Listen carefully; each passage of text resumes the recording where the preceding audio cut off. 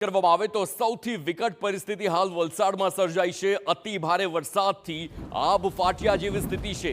વલસાડમાં 2 કલાકમાં 6 ઇંચ કરતા વધારે વરસાદ અને તેના કારણે જળબંબાકારની સ્થિતિ।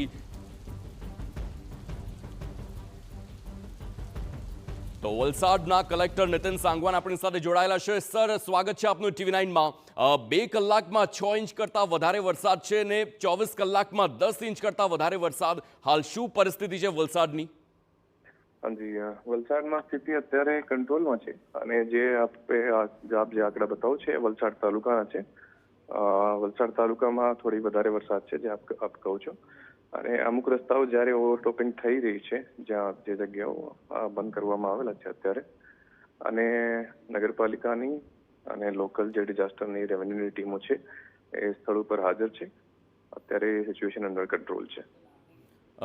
સર, એટલા વિસ્તાર છે કે જ્યાં સ્થિતિ વધારે વિકટ પરિસ્થિતિ હોય, પાણી ભરાયેલા હોય? કયા વિસ્તાર છે કે જ્યાંથી શક્યતા એવી પણ હોઈ શકે કે લોકોને સ્થળાંતર કરવાની જરૂર પડે? કયા વિસ્તારે?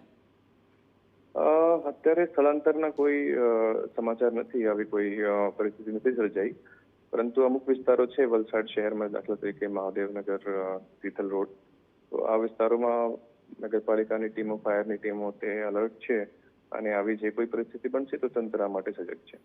સર, સવારથી જે પ્રકારે વલસાડથી જે વિડીયો સામે આવી રહ્યા છે, અનેક એવા રસ્તા છે કે લોકોના વાહનો બંધ પડ્યા હોય ને ઘૂંટણથી પણ ઉપરના પાણી હોય। શું પાણી ઓસરવાની શરૂઆત થઈ ગઈ છે? શું જે વરસાદ છે તેણે વિરામ લીધો છે? તે અંગે શું આપ કહેશો? અત્યારે વરસાદ પડી રહી છે, તો જ્યારે વરસાદમાં થોડું બ્રેક લાગશે તો પાણી પણ ઉતરશે, કારણ કે આપણે જે તમે ભૌગોલિક પરિસ્થિતિ જોશો તો આવો સ્લોપ પણ છે અને દરિયામાં બધું પાણી વહી જાય છે, તો સ્વાભાવિક છે કે જ્યારે એટલી વરસાદ પડતી હોય આટલા ટૂંકા સમયમાં તો થોડા સમય માટે પાણી ભરાઈ જાય છે, પરંતુ પાણી નીકળી જશે અને આખું તંત્ર છે આ વોચ ઉપર છે।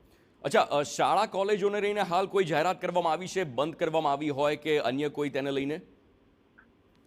સવારે અર્લી મોર્નિંગ મેં બધા જે અધિકારીઓ છે શિક્ષણના ડીપીઓ અને ડીઈઓ અને જિલ્લા વિકાસ અધિકારી એમની સાથે ચર્ચા કરી, અને જ્યારે વધારે વરસાદના સમાચાર મળ્યા તો ત્યારે 3 તાલુકાઓમાં ધરમપુર, કપરાડા અને વલસાડમાં સાવચેતીના ભાગરૂપે આ 3 તાલુકાની શાળાઓને બંધ કરવાની સૂચના આપવામાં આવેલી, અને બીજા જે તાલુકાઓ છે વલસાડમાં એમને લોકલ પરિસ્થિતિના આધારે પ્રિન્સિપલ્સને સ્વતંત્રતા આપી છે કે શાળાઓ બંધ કરવાની જાહેરાત કરી શકે છે।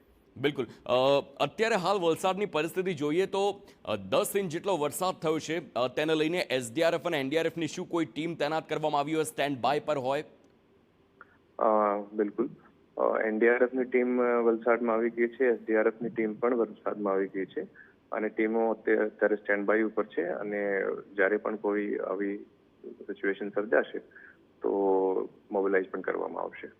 બિલકુલ। આભાર સર, આપ TV9 સાથે જોડાયા તે બદલ। તો આ હતા વલસાડના કલેક્ટર, જેમણે સ્પષ્ટ જણાવ્યું છે કે એસડીઆરએફ હોય, એનડીઆરએફ હોય, તેમની જે ટીમ છે તેનાત છે। જો સ્થિતિ વધારે વિકટ થાય છે તો મોબિલાઇઝેશન એટલે કે ક્યાંક ને ક્યાંક વિવિધ વિસ્તારમાંથી સ્થળાંતર કરવાનો વારો આવે, તેના માટે પણ હાલ તંત્ર સજ્જ છે। અલગ અલગ તાલુકા વાઇઝ વાત કરવામાં આવે તો જ્યાં અતિ ભારે વરસાદ પડવામાં આવ્યો છે તે વિસ્તારોમાં શાળા કોલેજો પણ બંધ થઈ શકે છે। વલસાડમાં અતિ ભારે વરસાદને તેના કારણે આબ ફાટ્યા જેવી સ્થિતિ સર્જાયેલી છે। 2 કલાકમાં 6 ઇંચ કરતા વધારે વરસાદ અને જળબંબાકાર। 24 કલાકમાં 26 કલાકની વાત કરવામાં આવે તો 10 ઇંચ કરતા વધારે વરસાદથી વલસાડની હાલત કફોડી બની છે। આ ભારે વરસાદના કારણે શહેરમાં અનેક ઠેકાણે એવા કે જ્યાં કેડસમાં પાણી ભરાયેલા હોય, એ અલગ અલગ વિસ્તારની પણ વાત કરીએ તો તિથલ રોડ હોય, એમજી રોડ હોય, આ તમામ વિસ્તાર, તો વલસાડ શહેર ઉપરાંત તમામ તાલુકામાં સાર્વત્રિક વરસાદથી જળબંબાકાર છે। પારડી, કપરાડા, નાના પોંઢા, વાપી, ધરમપુર તાલુકામાં વરસાદ ભારે વરસી રહ્યો છે।